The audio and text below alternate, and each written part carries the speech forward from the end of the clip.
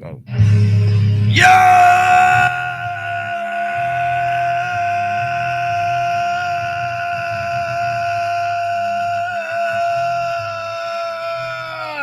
We're back. That's not annoying. We're back. Screaming about something that wanna screw you alive. I wanna dig in your ass. I wanna play with your head. What the fuck are you doing? I think my lyrics are about as good as yours. Ha! You obviously haven't listened to them. Nope. Nope. I That have. was one of the things I didn't like about playing in those bands was I'm like, I don't think people are really listening to what I'm saying. Like, No. Well, but to me, it's about the words I'm saying. yeah, you, because you're the one saying So them. when I got to comedy, it was like, okay, everybody's listening now. Finally, I can fucking say what I think, and people are hearing it. Yeah, I don't know what you're singing in that song. I wanna live every life. It's a song about the Iraq War. Oh shit! See, I had no idea. No freaking clue. Of course, is why do young men have to die? Why politicians lie? Oh, okay. And what do you say to a mother as she cries when all she wanted to know was why? Like this Afghanistan shit. Like 20 years. How many people died over there? You're going to look at them in the face and tell them that they died for something that was worth. Like, no. Although you don't have to do it directly like Paul did it. The other night. Oh, what happened? Oh, did you leave? No, I left. You saw I left There was a Vietnam veteran who was sitting at the bar the whole time and being a great sport and laughing at all the jokes. And, you know, he told me I was great, even though I know he didn't agree with anything I said, but he was like, it was funny. You know what I mean? Like, so he was a good sport about it. He's sitting there. And then Paul Farrow was like, oh, what war did you fight in? And no. He's like, Vietnam. And he's like, oh, that was a waste of time, don't you think? Oh, or something Jesus like that. And it was like, Christ. oh, man. I was like, you don't have to do that to the guy. Wasn't like he was being an asshole or anything. He was a cool dude. Yeah, and here's the thing. I've got friends who served in Afghanistan, and Those people didn't have. It's like with the people that when they came home from Vietnam and the people spit on them and shit. Like that was wrong. Yeah, that was wrong. It's wrong. Yeah. Like, okay, that's a terrible war. Yes, but they didn't have any fucking say. They were drafted. It's yeah, not like, they just got sent over there. It's not like you could fucking and they go, oh, you're an asshole for fucking what? No. For not going to jail for not, going to the your draft. balls smell like Swiss cheese. All right, Mike. We're not moving to Canada, or whatever. It's like, what do you mean? Like you think they wanted to be over there? Like, no. Yeah, well, my thought was this: when it came to people I knew who served in the Afghanistan war specifically, I did not bring it up because I don't know what they're going to feel about it. I know they definitely lost somebody that they cared for over there. Well, yeah. And I'm not going to bring it up because there's nothing I can add to the conversation. There's nothing I can do. If they need help, I didn't even do it. I just gauged their reactions to how they're going through the day. If they look distressed, I would say something. If not, leave it be. Well, this is a problem I think that lots of people have, and not just that, but this is a good example of how you can point it out. It's like selective shit, outrage, or whatever, Like, you don't agree with that war? No, I don't agree with it. Okay. You got to be pissed off at the ground level, dude. Like, he's not the fucking problem. The problem is you're directing your anger at the wrong place. You know what I mean? Like, well, yeah, and look, and let's just leave it at that because we could go on for an hour and a half about all of the misplaced anger and all that. I don't want to get lost in the sauce on that because it's too easy. And that's like your favorite saying. No, because I don't get lost in the sauce here. Yeah, because you could drag an hour. I could drag an hour and a half of you talking about this and that, and it's not what it is. What it is. This is what happened. I think in 20 years' time, there was really little to show. And you want to talk about Western civilization? Now it's up to the people of that country to do what they got to do. But see, what you don't get is it's the same thing. Afghanistan is Vietnam 2.0. No, I get We that. went there for 20 years. We left with We're this- going to do all this shit. We leave and there's nothing. You know? I completely understood it. We even left the same way. We A got nothing. Chinook left with our Yeah. with our diplomats off the Yeah. oh, yeah. Exactly It's the same. shit. I get it. That's why, and because I get it, because I So we agree, didn't learn a goddamn it's- thing. I don't want to go down that rabbit hole of discussing it to no end because it's the same thing. We know what happened. We're of the same mindset. We get it. It was a fucking waste. Unfortunately, it cost a lot of money, and even more importantly, and unfortunately, it wasted a lot of men and women's lives who served They the sh- country honorably. They should have left as soon as they chased bin Laden out of Bora Bora and broke up all the Al Qaeda that was there. They should just left. They got him, Like the reason we went there was legitimate. and we got him in. But We got him in now we're there, like, Pakistan. oh, we we got need him to in stay here. Pakistan, and they could have stopped it. It would no, because they wanted to build a strong nation so they could have a democratic nation. Well, that's never Within- going to happen. in Well, Afghanistan. now they have women protesting in the streets because they want to remain educated, and they've No, I already. get that, but I'm saying you're talking about, if you know anything about history, Afghanistan has always been fiercely independent place. Same thing as nobody's gonna- same as all the. Well, that's what happened to Russia in the 80s into Yes. the early 90s, which is what broke up the Soviet Well, for Union. 1,000 years, people have tried to go in there, Right, And, and then it they've does- all been driven out. And it doesn't work. Get it. Let's get off the topic because it That's just, fine. it just doesn't go anywhere. We never got to talk about this. Norm Yeah. McDonald passing. I wanted to ask. There was a lot of people. Alex Ansel posted a picture of him and Norm hugging it out. Did you ever get to meet him? I 'Cause never met You Norm. got to meet a lot of celebrities. I did, but I never met Norm McDonald. I wish I had. I met celebrities, but not in the comedy field. Not because you were focused on the comedy. So Yeah, I you- was just always hanging around comedians. For right. 10 years. Would you say of anybody, of all the people that you work with, it's all a network. Right. Who do you know that got to work with him of the Vegas comedy scene or Midwest? Who worked with Norm? Yeah. I don't really know anybody who did. My friend Ryan Singer works with Marin sometimes. Mark Maron. Okay. Yeah, he's friends with Marin. What's that guy like? Is he I never met him, but Ryan's friends with him. Like he's been on. Barasa? No, Ryan Singer. Okay. He lives in LA, but I've known him since Ohio. We all started at the same time together. But he's been on his podcast several times. He was on his television show. You know, occasionally he'll go out on the road to open for him. Okay. Um, It's because I always imagine because the way but I don't know anybody who knew Norm. the only time I was exposed to Mark Maron, he's gotten like really big in the last 3 years, like a new or like a No, reawakening. he's been around. He's been around a long forever. time, but he was on Air America. yes, but Remember Air America? yes, with Al Yeah. Franken. Yeah, he was on that. So he's been around forever. man. Air America was exactly what you expected it to be, and it was boring because of it. It was Sort of. Al Franken, and he was the most flamboyant, and that's saying something because What do you think about this guy? I didn't expect this to happen, but apparently it has happened. That fucking Greg Gutfield fucking douchebag. Like his show is he's number actually one. doing like, and I watched it and I'm like, It's not funny. yeah, I'm like, why? Uh, Like It's a very simple. It's a very simple concept, and I I think don't you get already I think you already understand why it would be. Why I think would it's you? to spite the other. Well, yeah. You're close. You're warm. They clearly it's Fox, so we already know the mindset, the background, the underpinnings. The first thing you could go from the liberal standpoint is, wow, this is kind of hypocritical. You guys are supposed to be a news network, and you're doing a comedy show. Okay, but why are they doing so well? And here's the thing: they're up against about 5 or 6 other late night shows. You've got Colbert, you've got Fallon. You've got is Coco still around?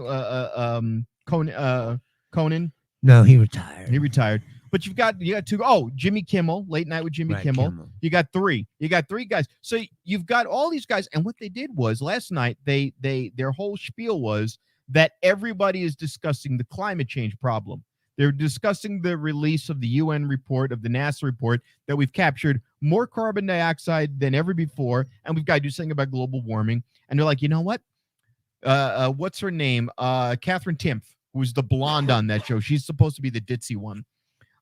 Supposed to be. Well, yeah, yeah, but it's like Fox has there. So she's the ditzy one, and she goes, "Well, all of these guys are lockstep liberals, and they're all saying the same thing, and that's why I'm tuning out because they all have the same message."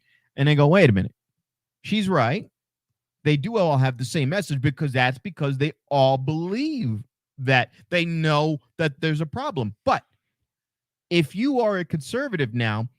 You're not gonna watch Colbert. You're not gonna watch all these guys. Yeah, you're gonna watch them, and now you have that one comedy show, and it is a comedy show. Well, don't you think it's a problem that if there's 3 different shows and somehow every room of writers was writing about the same topics? So I mean, if that's true, if you could tape all those shows at the same time and play back their monologues and go, "Wow, well, no, I don't think these are very similar," you know, right. But that's a problem in of itself. Yes, and It's that's like, what well, she's why saying. are they all talking about the same exact fucking shit? Right now, I only saw Colbert's monologue. That's why I don't like current event jokes. Like, Well, yeah. because you might as well just write it and throw it in the trash. You know, if you're gonna talk about something, you have to talk about the greater point behind it and make it so that the joke will last. Yeah, and well, here's the thing. So they Howard Stern once had Colbert on, and this was when Colbert just reached number 1, and Stern said to him, "Are you number 1 because you're doing Trump jokes?" And Colbert goes, "Oh, that's not fair. We have some excellent writers." And it was like, no, it was the fucking Trump jokes because you were languishing, right? And then all of a sudden you went, "Oh fuck, I'll just do my show like I had on Comedy Central, but I'll incorporate all the Trump bashing and all the." Yeah, but here's my take on that. Yeah. I think that his show wasn't going well because he went from Comedy Central where everybody loved that show. Yeah. The following of that show was loyal and rabid.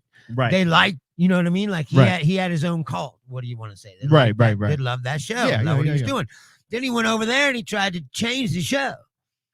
He tried to make it into a straight talk show, and people were like, "What?" Well, you know, and then you're like, "Oh, he's losing people." Well, but yeah, because they want to see him do what he was doing on the Comedy Central. Right. And when he started doing that, he started going back up again. Right. Yes. Right. So it's like, in my opinion, it was a mistake for him to try to do it the other way to begin with. But here's what he should have went right. He did it. The whole point in Comedy Central was he was making fun of Hannity and all the other guys and Tucker, and he was doing it as if he was doing the straight man as a Republican.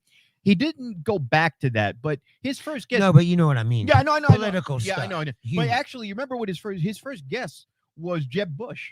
His very first guest was Jeb Bush, and it was understood back then when Trump was, when that first election, that Jeb Bush would be the front runner. And of course, Jeb Bush, crashed and burned. He went down in flames. Right. But he didn't have that same Republican zingers behind him. He wasn't doing the shtick. He was just being a regular guy who happened to have political guests on, and it didn't have the same appeal. So then when Trump came in there, Trump was free material. Trump is free material. No, I get that. But what I'm saying is, it went back closer to his roots. Yes. Where it's just like what I was talking about before about when we had a show about we discussed that about Lisa Lampanelli and people who try to change what they're doing in the middle of you know what I mean? Yeah. And try to present themselves as something else all of a sudden. It's like, well, people want to see what you are, what you built up. This seems fake now that you turn around and you're like, Lisa I'm not gonna do this. Let me. We were talking I about was just using her as an example because you brought her up. Yeah, last night we were talking about this at Champagne's. She was this fat Long Island woman, and I'm just gonna say fucking fat. Let's just get right to the point. She was a big woman. She was joking about fucking black guys. Then she loses a ton of weight. Great for her. And then she dresses up in this weird alternative fucking I don't know what she was going for. She was looking like some punk ska shit. She bobbed her hair, dyed it blue. Put on like fucking big clunky shoes. She's not gonna make fun of everybody anymore because she's woke now or whatever. Get the fuck out of here. You're like, yeah, but I know, but I'm saying she was the queen of mean. That was her fucking name. Yes. Like that's how she sold herself. And she fucked it up. You can't change your fucking brand. And that's what Colbert tried to do, I think, in the beginning of his show. Yes. He tried to change his brand of what it was, and it didn't work. And his show only became successful after he went back around to you're what right. made him. You're right. But I don't think that it was he that changed it. In the very first episode of that show, Les Moonves was in the front of the audience, and the joke was that he had a switch in his hands, and it was like a kill switch to all the whole studio, the whole Ed Sullivan Theater. And Colbert goes, well, Right. If he crosses the line, he's gonna get you flip the switch. And the first episode, you can see Colbert is so nervous. He's trying to button his jacket and he can't. So he keeps fumbling with the first episode, if you can find it, he's fumbling in the opening monologue with his button, and he's trying to button his jacket, and he spends 5 minutes trying to button it, and he can't. He gives up on it. And you can tell somebody wastes him because he just goes, and he goes, I got Les Moonves here in the audience, and if he doesn't like it, the corporate masters are staring at you now. And then they probably giving you $50 million, and now you're their bitch. Right. And they probably, at one point, he probably said, there was two things that happened. He said, one, he was his own showrunner. So he goes, I was my own showrunner, and it was too exhausting because I couldn't focus on my show. So I got a showrunner. I forgot who the guy is. I don't remember it that deep. But once he got a showrunner, it's like what I wanted here I wanted to be able to have this guy here just work all the board and work all the shit, and me and him just do our thing. We don't have that. Who knows what the future will be? But once he got that, he was able to open up and just be himself. You know what I mean? So that was part of it. I think they realized once he could be himself again. But that's my point. Is what he was doing wasn't genuine. Yeah. So therefore, it wasn't. People weren't buying into it. Hold on a second. Was this me or you? Me. I got like 9 messages from Parker. That's so our friend from California. So my goal is also which I'm going to twice next month. So as long as, and I'll put this out there right now. If you are here on Tuesday, we're gonna have a guest. The schedule's pending, of course. Parker. Oh, Muggers Deets. Ooh. What you doing? Ooh. You still in Texas? Are you here now? No, he's not here yet. He's coming in October. Right. Oh, October he coming. I think. I want to know when he's coming back. October or February, I think you said. October or February. That's a. His wife told me. His wife, beautiful wife, beautiful. No, woman. I'm just saying that's like a big gap. It's not. I know. Like Tuesday or next year. Like. Well, it's still close. January. Okay, I was in. Let's go cool. for the middle. Look, we want you here. You know. Yeah. I would have him in here every week. Las Vegas is a worse place without you. That's for sure. I miss you. We love you. And also, I'm gonna try to get my friend back to the ring. I don't care what you say about yourself. I think you're cool. I want to have this story. I was walking down the street to my favorite new place, which is Crumble Cookies. And my doctor says I can't. I'm serious. Yeah, that's yeah. I'm walking down the street. This is from Marcus. A guy gives me a dirty look. Right. Muscly dude, bald, white guy. And I'm like, me not being too bright, I give him a dirty. Are you eating all the cookies? I gotta.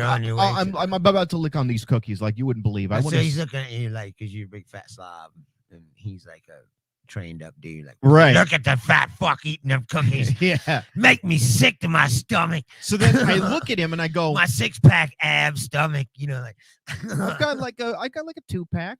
No, I'm talking about the guy. Yeah. So I lock eyes with him, and this is from Marcus. He'll know who I'm talking about. Cutthroat Cody, not Funny Bone. It was Cutthroat Cody, and he recognized me from the crowd the other day, and he goes, "Oh, bro, we should be like friends on Facebook." And I'm like, "Oh, we already are. We've been for like 2 years." No, I just scroll by all your shit. I don't even notice your existence. But he wants to. Oh, you're there? Oh, yeah. Okay. He wants to train our mutual friend Dier. So I talked to Dier about that. We're gonna get him in the ring with Cutthroat Cody and get him trained in. I think 2022 is going to be good for wrestling. I want to get him more involved, but right now I'm just trying to iron out shit, and my job is kicking my ass. The pay is garbage. Job's kicking my ass. I'm making the plans now to get the fuck out. Starting to get more stuff and get out on the road more. And pretty soon I'm going to put in my resignation. Good. Stop working at Vons. Can't do it. I'd kill the train with code. Well, he offered, and I'll call him on it. I got to find time. I want my good buddy to be able to come out there and train with them. I think that'll be good for both of them. And I have a character in mind that Oh God. if Yeah. let's go on your Bruce. I want to go on tour. Wait, hold on. But do you want? Would you want Marcus to open I for have you? to be able to make. I mean, I don't need to get rich, but I need to make enough money to live. Yeah. Would you want Marcus to open for you? All right, guys. Hi. I'd let Marcus open for me. I'm so. I'm going to gonna kill myself. Listen, I'm going to California twice this month. I'm going to San Diego on the 3rd. Yeah. And then San Bernardino on the 29th. I would go to San Diego with you. What are you driving there? Yeah. Oh, it's a fucking miserable drive. Everything's miserable to you. It's a fucking everything. I love Isn't California. that one thing? I've never ever one time getting to California. I don't heard like you driving. been like, man, today hold I on did a something. second. It was That's so great. great. With That's Abraham great. Isaac. Oh yeah, no, that that's a bit great is bit. great. Yeah. That bit is fucking brilliant. He was just working on I've heard other versions of that before over the years. well, obviously, he was working on it. but it's such a good bit. Yeah, that was it came out of left field when I heard it too, because you It's did like a lot of your Sean regular Raton's, shit. Bit about Anne Frank coming out of the closet. Oh yeah. And shut the fuck up. That's so fucking I just want to see funny. him gay. Yeah, Right. shut the fuck up. He's like, I like girls. Shut up. Shut the fuck up. You know what's on the other side of that wall? Nazis. I was like, shut the fuck up. I love that Yeah, one. but I like girls. No, it's not the time, man. You're gonna get fucking killed here. You're gonna get fucking killed. Yes, dude, it's so dark when it's so funny. Yeah, that's so good. I like Cuck Boy RD when he goes. Cuckboy is all right. Too. Cuck Boy, I'm gonna show you why. I'm gonna show you like how to eat. Chef Boy RD like a man in front of your wife. I fucking love it. Damani, Raton is. Hey, what's up? Been a while. Yeah, Sean Raton's one of those hidden gems, like that you wouldn't see. That's why I like open mic. Those are things that you won't see if you go to. But I would love to see him do like 15 minutes. Oh, I would like to see him go. I'd put him in a club in a second because he's hilarious. He's but got I'm enough saying material. is, He's great. people like him you won't see at the traditional places that you go. So if you want to see like the real edge of comedy is where open mics and things are where it really happens.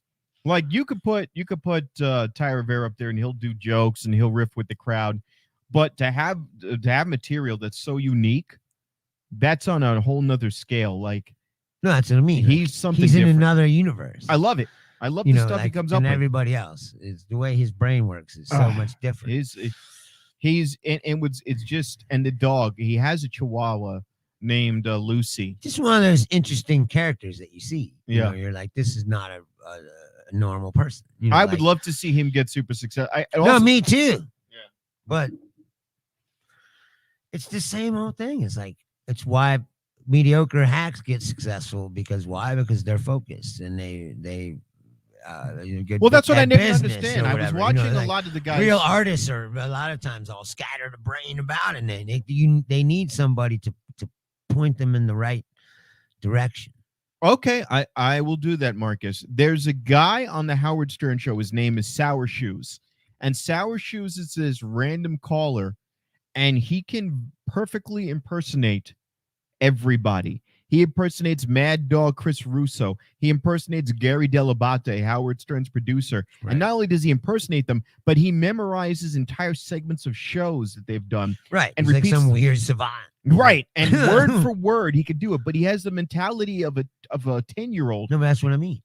And if they can't wrangle him. Somebody into something like that, they need like a handler and a manager and right. somebody to book all the stuff for them and make sure they get there on time. And, like. And they can't do it. Like I said, that's what holds back a lot of people is right. The inability. He's something else, man. He calls in. What he does is he'll call into Mad Dog show. He'll call in like modern day Rich Little. Yeah, but he calls. I'm surprised you don't go down there and see Rich Little. Little. He's at the Laugh Factory every day. And he still did. Afternoon. I'm doing Ronald Reagan. Right, he's probably just Richard Nixon and shit. But God bless him. It should be like, come back in time at Rich Little. But I wonder what he walk looks down like. memory lane. I wondered that too. Should we go? There's a picture of him on the billboard, And he looks I keep young. looking at it. No that picture, way. like I don't think he No. like that was what he looked like when he was on Johnny Carson. Like in the 80s. Yeah, it's like I don't think he looks like That looks like either that or he's got on a wig and a bunch of cake makeup. And I considered it just because of the fact that, like, okay, there's a guy that I saw on TV when I was a little kid, you know, and I could be right this far away from him and see him. I told you. Like, maybe I'll go down there. And I see saw him. Louis Anderson at an Impact Wrestling. Louis Anderson's not quite. Like, Louis Anderson's still doing stuff. Right. He was in baskets and yes, he's still doing things. But Rich Little is just like, remember this guy? Yeah. He was on Johnny Carson 25 years ago, you know, or even longer than that. You know what I'm seeing a lot now? Like, what else has he done? Nothing. But you know who I'm seeing on the billboards for Laugh Factory? Jamie Kennedy. Yeah. And his picture, his profile picture, he looks so angry, and he's dressed up in a blazer. He looks like an angry adjunct at a college who knows that like he's never going to get a full fellowship. You ever see? Not a hate on him. Like, I'm not sitting here saying he sucks or whatever, but like I never thought of him never as one of those stand-up. comedians that jumped out at me. To me, he's like one of those actors who does stand up Right. to keep his name out there. Now, hold on. I want to ask you about something. Hey, I'm still here. Like, you know. Let me ask you. He really wants a television show, but no one, you know, he got one once. So speaking of that, Pauly Shore opened up a comedy club. No, I found that out. Pauly Shore is not affiliated with the Wise Guys. His picture's on the outside. He might be an investor. He might have put some money into helping him get it set up here. Yeah. And he might be an investor or whatever, but he's not. Like, you don't have to deal with him at all. Okay, because here's the thing. Because I thought that too, but I thought it was his club. Yeah. But no, somebody told me, no, Wise Guys is out of Utah. Okay. Because on the cover of Wise Guys is a club in the Arts District. It's on Main Street. And there's a picture of Joan Rivers, legendary comedian. Whoopi Goldberg's on one side of the building. It's Richard Pryor. And then there's a picture of Pauly Shore now. Not even Pauly Shore like Encino Man or Biodome. And here's my thing. Pauly Shore, that was his heyday. Him now, I couldn't tell you what his material is. And again, my level of comedy. And he doesn't write his own shit. He's got writers. Bruce sitting to my right is up here in the comedy scale. Would you consider Pauly Shore legendary stand-up comic to the degree of those people? No. And that's the thing. Richard Pryor, and I never considered him a great stand-up comic. He made some funny movies. Here's the other thing I don't understand about Wise Guys. He's a comic actor, Pauly. But this is what I understand. If you're running a comedy club, why would you put on the building pictures of comedians who are all dead? Why not put up pictures of comedians? Like Bill Burr and Chappelle. Right. Why would you have dead comedians? I think that a lot of if you think about it, a lot of those places are like that. Like it's stuck in the past. Comedy hasn't made the next click forward. You know what I mean? Like Whoopi Goldberg. Whoopi Goldberg's not dead. Okay, but she's not an active stand-up comic. No. And then who was the other one? And then there's he's on it, and I'm going, wait a minute. What the fuck is he doing on there? I have no idea. What the fuck? And it's not even like a good Pauly Shore. I guess because he lives here. It looks like a cross between old Pauly Shore and Prince. I'm not hating on the guy now. I don't know him. Don't know. I can't say if he's just a nice like, guy or a you're bad gonna put guy him up or there whatever. with But yeah, Joan Rivers. Yeah, like you Joan might as well put. Rivers. And even if Joan Rivers was alive, would she be working that club? Probably not. No, she'd be doing huge theaters. Yeah, we would. Let me go to this. Joan Rivers could sell out. Yeah, like she could sell. Let me go to this MGM 30-seat room in off the strip. Yeah. Let me do that. Oh my God, it's a 30-seat room off the strip. Right, exactly. It's in the Arts District. Oh, it's first Friday. They've got a line out the door. This is gonna be fucking beautiful, baby. Exactly. Melissa, record me going into Wise Guys at 4 in the morning. It's first Friday. It's gonna be packed. And then after that, we're going to go to the Rebar and get a cold cut sandwich. Right. But you know what? It's marketing. They're trying to make it like, yeah, this is where the legends fucking play. And I'm like, wait a minute. You just opened up, but these people are all dead. No one played here. Know what I'm saying? Yeah, I know. It's like, wait a minute. That's the thought they're trying to put in your brain. Yeah. And then Whoopi Goldberg. Whoopi Goldberg is doing The View, and she's going to be in the new Star Trek show for like one episode. So hold up, baby. Let me get this straight. Are she going to come back to fuck Picard one more time? Well, they never fuck. And they never Well, they said. said they're gonna close the deal. They're gonna finally close the deal. Well, first of all, even in this show, he's old as fuck, and he's Because him and her always had this flirty thing going on. and there's a one-liner when he gets assimilated by the Borg, and she's going to Riker. He goes, I don't know if you were there, but I just tried to kill that man yesterday. No, you tried to kill what you thought was Picard. Let me tell you something. Did he ever tell you why we were close? Right. And she never says it. Right. Well, me and Guinan had intercourse. No, that's what I'm saying. Like, we shagged for several hours. Captain's log. That's what I'm saying. It's like Stardate. there's always some tension, sexual tension Stardate between those characters. 891-39. Me and Dr. Crusher Right. and Guinan Right. went to the holodeck. We were scheduled for some pickleball, Right. but one of them got my Roman orgy on accident. Yes. Well, it would appear that Guinan got my pickle and Dr. Right. Crusher got my balls. Right. Exactly. It's like no, there was always a tension between them. And Dr. Crusher too. Gates McVeigh was always trying to. It was always but they never went out and just flat out said it. You know, it would be nice if Captain's log. Who was it someone was fucking Wesley's father? Who was Wesley's father? No, no.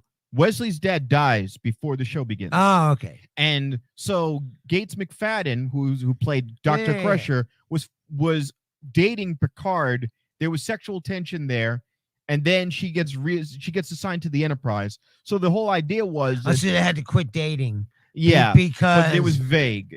Right, but I'm saying they can't date because he's under her command now. Oh no, no, no, the other way. She's under his command. Either way, yeah. They're not allowed to fraternize. Right. But what happens is there are lots of episodes where they talk about it, and then there's an episode where their minds are linked, and then they're sitting together and they're like, right. I want you. I want you. And I want you. No, he would go like this. He goes, a number one wants fucking. Oh yeah. Well, no, but they do fucking get married. No, they get married at the end. But that's what I'm saying. Like they broke the rules. No, well, there was no rules They about supposed that. to fraternize. No, they said there was an episode where what was that show, Lois, the Superman show, Lois and Clark? Yeah. Okay. Ooh, with Terry Hatcher. Terry Hatcher. So, okay. So Terry Hatcher She was so hot. and she was in the Next Generation. Oh, She was. Oh yeah, she was briefly, wasn't she? She had a recurring role. She played like an extra. Yeah. Before, like in the 80s, like her career was just starting. Yeah. And there's an episode where a captain from another ship comes and he's fucking all the women. And he walks out a door after he fucks her. And Riker, he looks at Riker and he goes, "Do you have a problem? You could do whatever you want with the crew. We're all adults here, but no, you're not in real life. You're not allowed to do it." My friend served on a naval ship. No, that's what I'm saying. You're not allowed to fuck. No, in real life, Captain is not allowed to fuck some corporal. No, but not even. My buddy was on a ship, and there was an officer. He's in a Marine, so he's on a naval ship, being sailed to Iraq, right? Sailed to Afghanistan, and he hears like the quartermaster hears moaning and shit, kicks open the door, and these two people are fucking.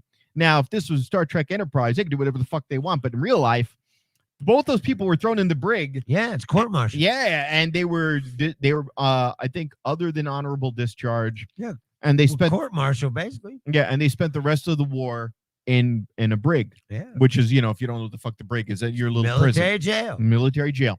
So, but yeah, in the Star Trek, they're like, "Oh yeah, you can do whatever you want. You fuck wherever." You got a problem with that? Yeah, he's like, "Hey, yeah, just fuck." and it's just such a corny episode because the guy was dressed Terry Hatcher, goddammit, you see her?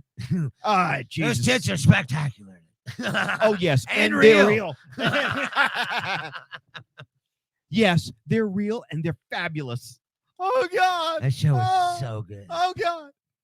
So what did you do? So good. What did you do? I grabbed the first thing I could grab. I just reached down and grabbed her breasts. Oh, that was so brilliant. No, they. Elaine tripped and fell. They set that sauna. up though. Yeah. He's like, "How can you set this up so that you could touch her breast without her?" No, but that turned out to be without an it accident. being totally fucking obvious about it. But then you find out in the last episode, when they have the lawsuit, when everyone's suing them, right? And she goes, "They're real and they're spectacular." And she was also on Star and goes, "Yeah, they're not that good anymore. I had a kid, and yeah, I wish they were still that good." Oh my God. She's still hot, dude. Of course, I wouldn't turn her down. Well, hold on. We haven't done any. Let me see. What Terry Hatcher looks like now. Terry Hatcher, Yeah. 2021. Let's see how bad this is. Did she fall apart? No. No. I think yeah. I mean that one right there. The red carpet looking one. Oh, hold on. Well, Wait that's fucking. Wait a minute, but that's no makeup. Yeah. Hold on. Hold on. I gotta play it real. Open image, a new tab. Let's I gotta be honest. Hold on. Dude, she's like doing her hair. Yeah, but hold on. She's like coloring her hair. No, the very fact that she would post pictures like that says a lot about her. Most Hollywood people wouldn't do that. All right, so hold on now. She's like, look at me at my very worst. I know, like, now. Know what I'm saying? That's not bad, but now she looks like the fact that she's not afraid. Well, she looks sort of deranged. In the yeah. Jesus Christ. That has nothing to do with her attractiveness. It's just like yeah, she looks sort of. All right, hold on. All right, we'll be fair. Hold on. Here's another one though. I want to. She's jacked. This is another one. Hold on a second. Again, you gotta. I'm not saying anything bad, but no, but I'm saying like I admire her for posting pictures like this because a lot of celebrities wouldn't do that. Like here's a picture of me with no makeup. You know what I mean? And yeah. No hair done. Okay, like, so let's. All right. So here's the deal. I just got out of the swimming pool. Like the arms are. She's all right. So let's. This. She's clearly got bags under the eyes, but that's makeup. She's older. She's toned, and I get this. The titties look good. Definitely not. No ass, but she never said she had one. I think this is brave, and this is. But she's good. I wouldn't say no. We've all done worse. What I mean. We've all done worse. Like I said, most celebrities wouldn't post pictures like that. And then they would only post. But look at her when she was young. Hold on, let's. Oh my God, yeah. You remember Phoebe Cates? Hold on, let's see. Now, hold on. I'm going to tell you right now. This is not bad. She's No, that's what I just said. I know she got little bags under the eyes, but they could get rid of that if she really wanted. But you're so fucking shallow. You're like, I get what you're gonna have to shoot up your face with that shit. You know what I mean? You're just gonna have to do it. No, they don't do that. Because I can't do it. I can't do it. No, you know what they do with that? I know that I haven't gotten any women in a long time, but these are my standards. Perhaps this is why I haven't gotten any. Hold on. If you would let me finish, what they do with that is they just take a little knife and they scalpel out the excess. Oh, Jesus Christ. Well, do you have to get your face carved? Like, no, Botox would do the same thing. Nah, it pulls back the skin. But hold on. This is a great shot. Charlie went and got a Botox, and I shamed her so hard for it that she's not going back. When? Like a couple months ago. She did? She got a Botox in her forehead. Look at this. And I was like, why are you gorgeous? She's like, I gotta go and get. And I was like, why? She's like, well, yeah, but I was like, you're beautiful. I know, like, you don't need to. What are you doing? You know? Well, like, why are you doing that? She just age gracefully, like a fucking human being. She probably is thinking you're going out more places. What I'm afraid of is that she'll get hooked like these people do, and then pretty soon I'll be fucking living with the mannequin, you know. Yeah. And I don't want that because I'd rather her look like an older woman than look like Barry Manilow. I'm going to surprise you. I think she looks hotter in there with the white highlights. She looks younger there. Do you remember that? She looks hotter there. What was the show? What was it called? It was this show where this guy and this chick and this gay dude would go to people's house and give them a makeover, like buy all their clothes. Queer Eye. No, it's kind of like that, but it's just this woman. I don't know. And her name is Stacy London. Look her up. Oh, I remember her. She's got a gray streak down her. And I always thought that gray streak is sexy. Yeah, Stacy London. Yes.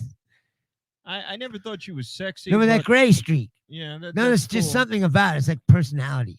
Something. Yeah, and that's natural. That's just naturally just her something hair. about her. It was like I always found kind of sexy. But no, I'm saying the gray streak. There's something to that. Yeah. That's what I mean. Yeah. If she didn't have that, I probably wouldn't have noticed her at all. You know what I mean? Yeah, no, but it's But you're like something about that gray streak. yeah. That's like it's sexy. Yeah. Yeah, no, I get you. I got you. You wouldn't fuck her? I would, but I That's what I'm saying. Like what? no, but you got to remember now when we're You talking fucking about kidding me? celebrities, we're talking about celebrities. If we're gonna go fantasy realm, if we're going to fantasy, Oh yeah, draft, no, you can. Yeah, if you're like, oh, you're gonna go all the way to the top, you know. if we're fantasy drafting this shit. I just mean like, you know, there's lots of chicks that you see on TV that you're like, oh yeah, I do. So today I did another little sketch, and I got to meet Ralph Tatella. You get to meet Ralph Tatella. You don't know Ralph? No, I the way I worded that. I was like, you never Yeah, met. I know. No, I We've got been to his see, house. Yeah, I know. I got to see Ralph Tatella today. He was there. I met him at this thing. Yeah, that doesn't sound right. You know, yeah. So, anyways, no, he was there, and it was the great Ralph Tatella. no, he was like, hey, we're finalist of World Series of Comedy. He was. Yeah. Well, he made it to the last round. He goes, hey, what about Slimmy? I haven't seen you in a while. I don't know what place he got. No, it was Luella Chavez shot a sketch. I'm gonna be honest. I'm in it. They zoom in on me for a scene, and I'll leave it at that because I don't know. They haven't produced it all put it all together yet, so I don't know what the final thing is going to be about. But it's definitely going to be interesting. You don't know what it's going to be about. I have an idea. You read the script. No, this one didn't have a script. Oh. There was no lines in this one. For the part that we shot, there was no lines. It was just a zoom in of me, and I don't want to tip too much. Well, don't. But it was funny, and I act like a fucking perv, and they loved it. I mean, can you just come by and be yourself? We need an extreme pervert, one who would pay for sex. Like, and then also today, I fucked up. I just said fuck it, get rid of it. So what? I shaved off everything. I don't like it. You're always been bald. No, I've been trying to grow my hair back, and I went to Bosley. It is not working. And the only reason that I got worse is because I stopped taking the pills. Right. And I got Keep annoyed. taking the fucking pills. So did I tell you this? What? This really sucks. No. My aunt, who I love dearly. I told you about my aunt. I love her sure dearly, but she's the Trump lover and Fox News watcher, blah blah. Downstairs right now. So I called her up a while back. I told you this story, and then I was just like, "Oh, I just called you to say hello. I love you, check in or whatever." And she started going off on these rants about how she's not going to wear a fucking mask and blah blah. Is it blah, Fox blah. you're looking for? Right, but I'm like, I didn't call to listen to that. I just called to say, I love you, or whatever. And okay, so goodbye, and I don't get by. So I called my dad the other morning, and he's like, I got bad news. He's like, what? He's like, you're anti? No, but he's like, she got the COVID. And I was like, oh man, this sucks. I'm like, well, I told him. She's an anti-vaxxer? Oh yeah. Anti-vaxxer, anti-mask. Now, but here's the funny part. So I told my dad, I was like, well, it was bound to happen, like what you know how she is. And he's like, yeah, I know, but I don't know what has to happen to these people for them to understand, like that they're wrong, but whatever. So the next day I was like, I guess I should call and check on her and see how she's doing. So I call her up. Hello. It's like, oh, how you doing? Oh, I'm doing all right, And she starts talking. Well, I go, well, Dad told me you got the COVID, so I just was wanted to call and see how you doing. No, she goes, yeah, I got the COVID. Okay. She goes, it's been pretty all right, but I don't want to get that vaccine because I don't want those chemicals in my body. You know what I'm saying? And I was like, yeah. And she's like, so I'm taking the horse chemicals. Oh boy. Ivermectin. Yes, but I was like, she goes, I'm taking ivermectin. And I go, I know what it is. Like, you don't explain to me. I got into a huge argument. I go, but first of all, do you realize what you said made no sense whatsoever? Oh, no. I don't want these vaccine chemicals in my body, but I will take these horse chemicals. Well, no, hold on now. So here's the argument. Then she says, her description of it was it's an antibiotic. And I was like, well, even if that's the case, you have a virus. That was an antibiotic. Well, no. So let me chime in on this. Yeah, antiviral. You don't need yeah. So here's the deal. So I'm not a supposedly doctor that or anything. ivermectin But is made for humans as well as livestock. This is the argument, and that sheep. well, No, sheep they or do have livestock. sheep. It's all livestock. All right. Livestock encompasses Okay, all right. And that it is used in these types of scenarios, and yes, What, it's mean, made like for swine livestock, flu or something. but it's also made for humans to deal with, as an antibacterial. And so that's the argument that people are saying. And one of my big conservative buddies, who, by the way, is vaccinated. So I tried to hit him up a little. Aren't you vaccinated? Because if you're vaccinated, why would you have such a problem with someone saying that taking a horse medicine is goofy? And and that was my thing. I'm like, look, at the end of the day, get vaccinated first. And then if after you get sick or whatever. The problem is that a lot of people are getting COVID and are surviving. And they go, well, Rob, that's not a problem. It's a good thing. No, because now they're like, I'm invincible.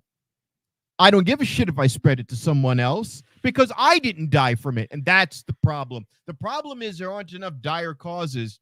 And even if someone would die, the thing that these people don't understand is, but they don't care. No, but what I'm saying is, the mask and all that is not about. They want to be like, oh, you want to live in the fear of this and that. It's like, no. The mask is to help stop it spreading around so fast. Right. That's it. That's it. And that's it. It's I wear the mask and it won't spread around so fast. Maybe it'll go away. But no one will wear the fucking mask. And that's it'll never go away. And what's happening is it's putting stresses on all the hospitals. The whole network is crumbling. Right. But we've had this conversation. This is the same thing as back to earlier with the climate change.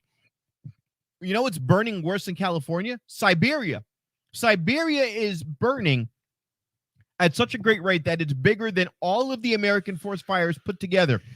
And you think our Republicans don't care? They certainly don't give a fuck over there. And Eastern Russia is burning.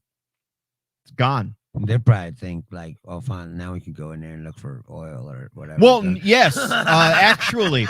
So a few years ago, that's what I'm saying. Vice News. That's how they think. Vice News. They're like, oh, well, when the forest is burned out, it'd be easier to get in there. Well, no, they're actually the Vice News interviewed one of their ministries of the interior, and they said, look, the forest fires are causing the permafrost to melt. The permafrost melting is causing methane to release, which is making the problem worse. And it's releasing thousands of year-old diseases and viruses that were locked in the permafrost from centuries ago that we have no vaccines for or immunities to. Right. This is compoundingly bad. And a guy goes, I know. And they go, well, how could you not care then?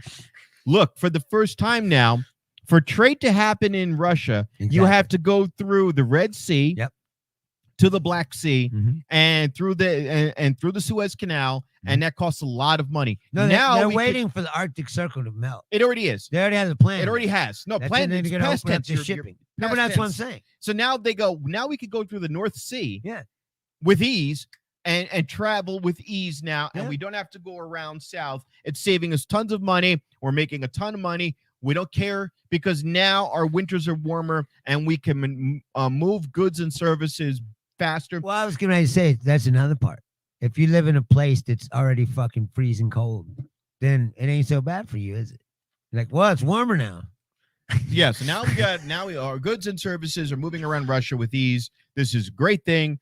I'm okay with this. And that's what their attitude is. And you could say from a fiscal standpoint, this is great. But Putin was interviewed about this, and he goes, look, Russia has so many trees already. It is right. To him, he's like, oh, this is inconsequential, Yeah, Russia has. It doesn't mean anything. Russia has so many trees already that it's already absorbing so much carbon dioxide. But because so much of the forest is burned and the loss of the trees, it's putting millions of tons of carbon dioxide. This is a guy who they just convicted of poisoning the guy. Yeah, definitely, yeah. No, what I'm saying is, I love how they talk to these people like the guy's a murderer. Yeah, no, He's a piece of shit.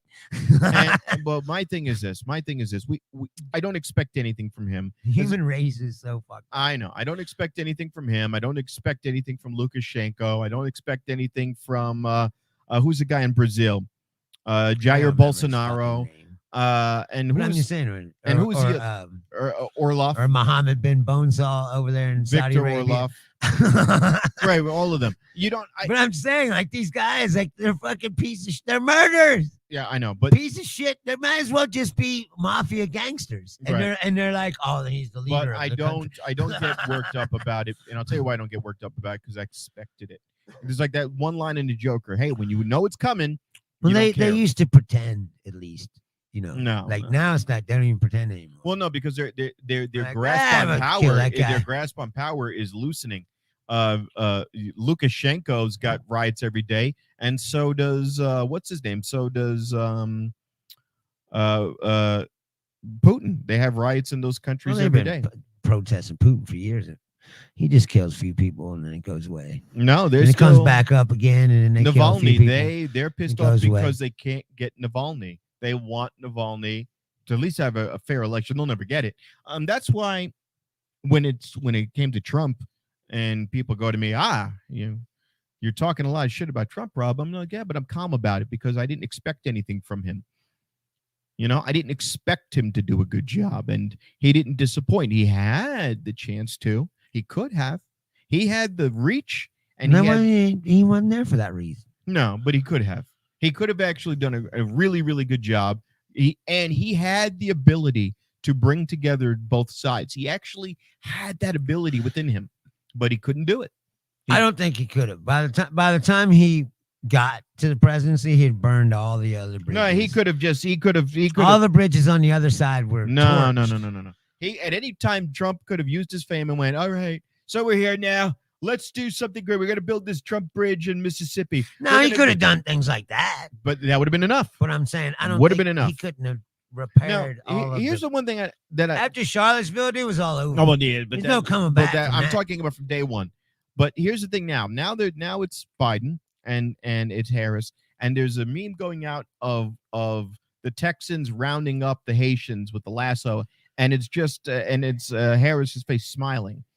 And I'm going, I'm seeing I'm seeing progressives post this, and I'm seeing conservatives. Well, just like that bitch Green. She posted this picture of these people under a bridge and was like, these people are under a bridge. He needs to be impeached. And I was like, the same thing happened. They had people in pens under bridges when Trump was president. Yeah. Like, you didn't care about that then? No, well, we know that. No, but I'm saying it's the same thing.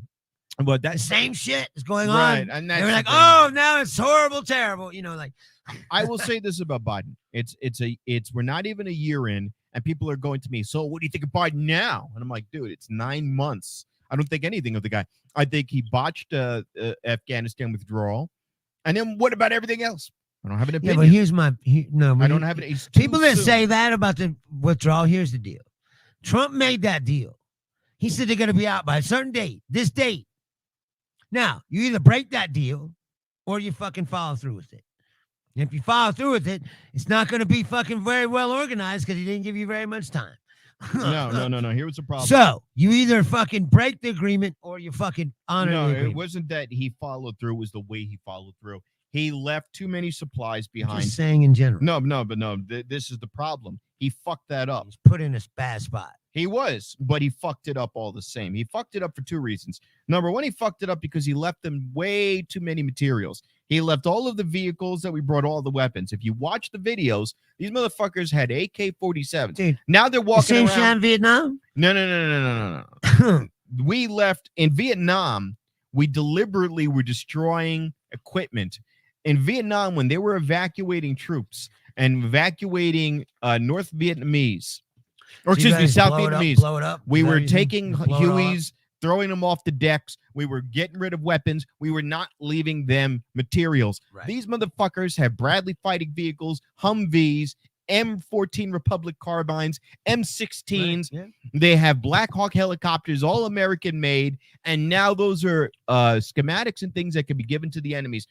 Biden fucked that up. He could have said, all right, here's what we're going to do. We're going to make it our business to take what troops we have and get this equipment the fuck out of here. Instead, they just left it sitting there. So now the fucking Taliban rolled into Kabul airport with all of our equipment and gear, using it against our guys. That's an insult. That's a waste of our time, our resources, our money, our people. The same thing happened in Iraq. No, we're not talking about that. Yeah, the Islamic State's driving around our shit. Don't act like they're not. They are. In Iraq, we put a government there. The government's not great, but that government wasn't overthrown, and we still have a presence in Iraq. We have an allied command force in Iraq with Americans, Australians, French, Germans, British. We have a presence in Iraq. We have no presence in Afghanistan. Our embassy's been evacuated. Right. Biden fucked that up. Period. It's not. Yes. Did Trump start it? Yes. Trump definitely started it. I'm not saying I'm not. Everybody's perfect. No. But I'm saying he was putting bad spot. I get it. I get it, but he fucked it up. He fucked up that exit. He should have taken the time to get that gear out of there and not hand an enemy of the United States. They're not an ally. Not hand them critical gear. That's it. There's no excuse for that. He had the time. There's zero excuse for that. You don't take a guy you've been fighting for 20 years and hand them your entire arsenal in that part of the world.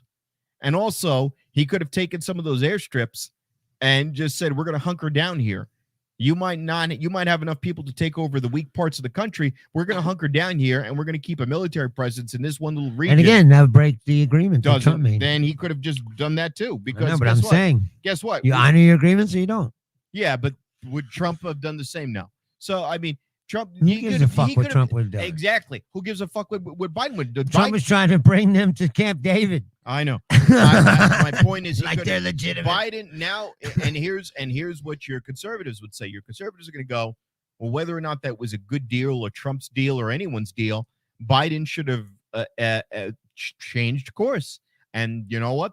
In this instance, yeah, but when they say that, yes, but when he did that, what do you think they would say? Doesn't matter. No, but I'm saying it doesn't matter. They wouldn't say, "Oh, he's doing the right thing here." Wait a minute. Like, no, Bruce, they'd be like, "Oh, look, he's breaking Trump's agreement." I don't give a shit about that. My point, I don't look at the world that way. I never look at the world that way. Right. I look at the world as out of the window of the furniture store. 2 + 2. You want me to cut your fucking mic? You're gonna be an asshole. I was kidding. It's all right, comedy knock show. It all there. Then tell a joke. All right. He should have. I look at it as, okay, this is what you should have done. This is what you had an obligation. You had Joint Chiefs of Staff. You had military commanders telling you this was a bad course. And if they thought it was a bad course that Trump was doing it, you should have just backed out of the agreement and said, we're not leaving until we get X, Y, and Z. They needed to secure certain areas. They didn't do that. And now to hit targets, they have to shoot targets from a lot further out. It was a bad idea. That was a fail for him. As far as all this other shit's concerned, if thousands of people march to the border, whether or not he says it's good or bad to come to the U.S. border, that has nothing to do with him. They're going to come regardless. That was my point. Well, I get those people under the bridge fucking 5 years ago. Right. I know. And they were Trump. They were Obama. They were like, Bush. Oh, they're now. Taylor Greene is it's a all piece about of shit. Biden. No, but I'm saying she's it's like a piece of shit. So there's this is something that's been happening for a long time under several presidents. I don't get excited about it because I don't. If it came out of the mouth of somebody with clout, there are Republicans with clout. She's not one of them. She's an embarrassment. Yeah. She's a stain. So when you go, oh, well, Marjorie Taylor Greene said this, I go, oh, it's nobody important to me. Here's the deal. She has no clout. She runs again with an opponent and wins. Now you're talking something different. And she will. Oh, that's what and she will, because people are fucking. She's gonna just be there. Fuckwits are gonna love that shit because she says what they want, and it's not only she's not Trump. Trump says what people want to hear. She believes that shit because she came from the gutter. And you go, Rob, but people from the gutter who think like that, there's a lot of them. There's a point at which you have to realize that you're not part. No, that wait, that you're not part of society, that you're not building and progressing, that you're falling backwards. And the same thing is this Catherine Tim Thurley. We're gonna, comedy that calls a callback. She goes, "Oh, all these guys are saying the same thing. They're lockstep." Yes, because they have the same intelligent thought. They're intelligent people. You're not intelligent, so you need to upgrade and elevate the crowd that you keep. No, this is what made me realize, which I had already suspected a lot of it, but my aunt's thing made me realize that all this stuff, a lot of it comes from churches, man. These people in church are being brainwashed. And they're talking politics in church in ways that they never really did before. Like, it depends. It depends on the church. I grew up in church, and they didn't talk about politics. The Pope, they read the Bible, and they current talked Pope about the is a Bible. scientist. No, I'm not talking about the Pope. I'm talking about Baptists and people in the Midwest. Yeah. People where Marjorie Taylor Greene comes from. They're going to church and they're talking about this shit. I get you. And they're brainwashing these people, and they make them think that, the world is against them. Well, no, I know. They're Christians, I'm white Christians, and white Christians are endangered now. Have all this stuff around you, and all these immigrants, and no, Trump is the only thing that can save you. No. Yeah, that's Don't wear a mask. It's a liberal communist plot to fucking control you. Well, no, they always. It doesn't take long before Bill Gates gets into the mix. But you know what I'm saying. I had a customer. This is coming from churches, is what I'm saying. And the guy was nice, white guy, and he had an Asian wife, and she was American Asian, and somehow we got into politics, but I kept it like I don't even remember how. And she goes, "Oh no, don't get him started." And within 10 seconds, it was Bill Gates and Warren Buffett and all this. And I go, you know what? Can you do something more original than just quoting an Alex Jones afternoon special? Right. And now I got a coworker, and I love the guy. He's from New Jersey at one point in his life. He's lived in New Jersey, so he thinks kind of like me. But the thing is, he got COVID. And he's been watching Alex Jones for the entire time that he was sick. So now he's going to me. He's come out of the COVID a completely different person. Oh, no, I'm watching it. And he goes to me like this. And he wasn't joking. He goes, "Hey, Rob, let me ask you a question." I go, "Okay." So, it was the Democrats that had the slaves. And I went, here we go. Yeah, exactly. Here we go. The Democrats had the slaves, and that Lincoln was a Republican, and Lincoln freed the slaves. And I go, "Look, buddy, the party switched in the mid 20th century. The party slowly switched from Franklin Delano Roosevelt to LBJ during the Civil Rights Movement, where the Southern Democrats broke off and and switched and became Republicans. No. See, something's not right there. And you laugh, but think about it. In one weekend, he got brainwashed in one weekend to Alex Jones, and it didn't take long. And why? What kills me about Alex Jones is like, how many times he's been wrong? But it doesn't matter. No, but I'm saying, like, he constantly talking shit, and like so many things he says are wrong and never come true. All these predictions he makes, they never happen. Of course. And yet people still listen to him. Like, because you could just move the date back. That's the thing with this. You can always move the date back. Remember when he was like, "Oh, they got that operation in Texas. They're going to put people in camps." Like, Jade Helm. They called it the Jade Helm. That never happened. It never happened. "Oh, they're coming for your guns. They're going to come to your house and take your guns." Like, that never happened. He's got guns. He doesn't. You know what I'm saying? Yeah, like, no. None of it ever happened. So, yeah, that was a big thing. People still listen to him like, "Oh, this guy's telling me years the truth." ago, I want to say about 10 years ago, the Texas National Guard had a drill, and they were mobilizing, and they were taking all of the military vehicles and moving them for some camps in the central part of the country, moving them out to other places. Right. And they called it Jade Helm. Oh my God, Jade Helm! Let me tell you something right now. Right. Let me tell you something. It's really a secret plot. InfoWarriors, InfoWars.com, and we're going to tell you right now that the Jade Helm is going to be taking all the weapons in Texas. They're going to be moving, and they're going to be mobilizing on you, American citizen. Right. Now is the time that you have got to get yourself ready for war. Right. I'm telling you right now, my name is Alex Jones, and I am your friend, and I am going to be bringing it. And yet, how convenient. I'm selling gold options that you can.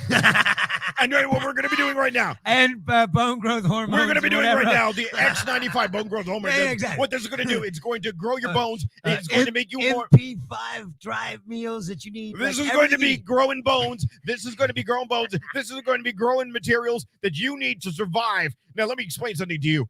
Do you realize right now that the fluoride in your drinking water is turning frogs gay? The frogs are becoming homosexual. So what you need is the bone growth hormone, and this is also going to release zinc and gold and cyanide into your blood. Now, why do you need cyanide in your blood? You need cyanide in your blood because you need to be ready because FEMA death camps are a thing. Right. So there were two things that were going on 10 years ago.